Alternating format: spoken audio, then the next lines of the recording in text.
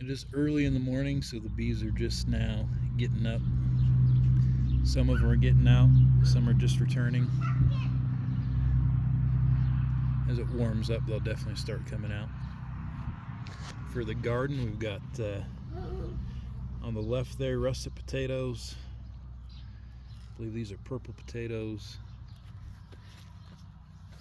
I don't remember what these are, and those ones right there are Yukon. We got some watermelons right here. They're just starting to take off.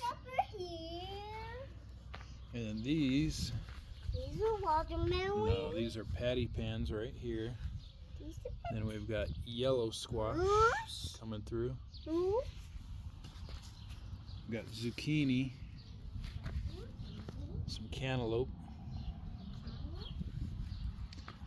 various types of green beans, blue Hubbard pumpkins, 2 cherry tomatoes right here. The rest are Amish tomatoes, excuse me. Beehive number 2 also just waking up. We got tomatillos.